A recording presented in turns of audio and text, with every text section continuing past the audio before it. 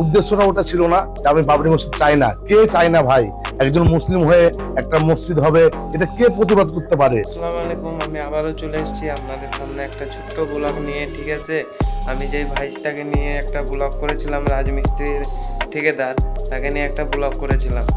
তাকে একটা কথাই ভুল বোঝা হয়েছে, সেটা কোনোদিন আমরা বিশ্বাস করি না। ফ্যান ফলোয়াররা যারা তাকে মন থেকে চায় তারা কোনোদিন বিশ্বাস করবে না যে তিনি ভুল বলতে পারে। ঠিক আছে, তেনাকে নিয়ে ভুল বোঝা হয়েছে। আবারও তিনি একটা ভিডিও করেছে, সেই ভিডিওটা আসুন আমরা শুনি। ঠিক আছে, উদ্দেশ্যটা ওটা ছিল না যে আমি বাবরি মসজিদ চাই না। কে চায় না ভাই? একজন মুসলিম হয়ে একটা মসজিদ হবে, এটা কে প্রতিবাদ করতে পারে? আসসালামু আলাইকুম। আমি এর আগে একটা বাবরি মসজিদ নিয়ে ভিডিও বানিয়েছিলাম। তো কিছু কথা বলার আগে আমার আগের ভিডিওটার 10 সেকেন্ড দেখেন, অনুরোধ করছি সবাইকে 10 সেকেন্ড আমার ভিডিওটা দেখেন।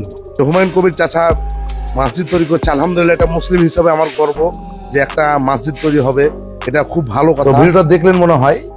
তো আমি ভিডিওতে কখনোই বলিনি যে বাবরি মসজিদ আমরা চাই না, এ কথা কখনোই বলিনি। তো আমার যত ফ্যান্স ফলোয়ার্স বা আমার মুসলিম ভাইরা জিনিসটাকে ভুল বুঝেছে। তা আমিও চাই, কারণ উনি একজন নেতা ছিল, হুমায়ুন কবির সাহেব একজন নেতা। যেহেতু নেতাদের কথার উপর আমাদের ভরসা করতে পারছি না, যার জন্য একটু ডাউট ছিল। আমিও যে রাজি, এটা আজকে সলিড ভাবে বলছি যে আমি বাবরি মসজিদ হোক, যদি হয় ইনশাল্লাহ।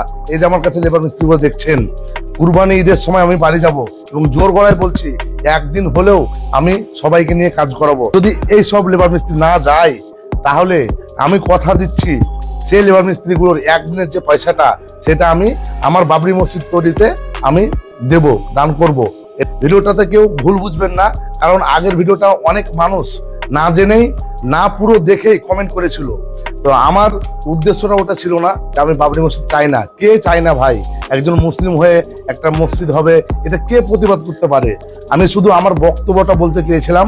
যাই হোক, ওদিকে আমি যাচ্ছি না। আমি কথা দিচ্ছি, যদি বাবরি মসজিদ 6 তারিখ উদ্বোধন হয় এবং কাজ চালু হয়, তাহলে ইনশাল্লাহ আমি কুরবানির ঈদে আমার যত লেবার মিস্ত্রি আছে একদিনকার জন্য হলেও কাজ করাবো এবং নিজে হাতে কাজ করব একদিন। আর যদি না যেতে পারি, লোক দান করব।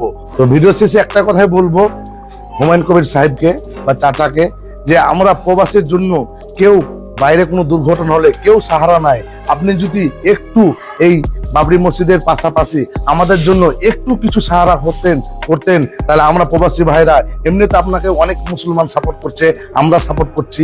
যদি আমাদের প্রবাসী ভাইদের জন্য একটু কিছু করতেন তার পাশাপাশি, আমরা সত্যি বলছি অনেক খুশি হতাম। কারণ আমাদের এখানে কোনো দুর্ঘটনা প্রবলেম হলে পরে আমাদের বাড়ি নিয়ে যাওয়ার জন্য প্রচন্ড প্রবলেম হয়। ভিডিও হয়তো দেখেছেন বা আপনারা সবকিছু জানেন। তো সবশেষে কথাটাই বলবো যে একটু আমাদের দিকে দেখবেন এবং ইনশাল্লাহ আমরা আপনার পাশে আছি, সবসময় থাকবো। যাই হোক, ভিডিওর মধ্যে কোনো ভুল থাকলে ক্ষমা করবেন এবং আপনাদের মতামত অবশ্যই কমেন্ট করে জানাবেন। কেউ দয়া করে বলছি ভাইজান, কেউ ভুল বুঝবেন না। একজন মুসলিম হয়ে কেউ চায় না যে একটা মসজিদ না হোক, সবাই চাই হোক। আমিও চাই বাবরি মসজিদ হোক, তবে আমার একটাই রিকোয়েস্ট, যাতে ঝামেলা ঝঞ্ঝট না হয়। আসসালামু আলাইকুম, ভালো থাকবেন। নেক্সট ভিডিও দেখা হচ্ছে ইনশাল্লাহ।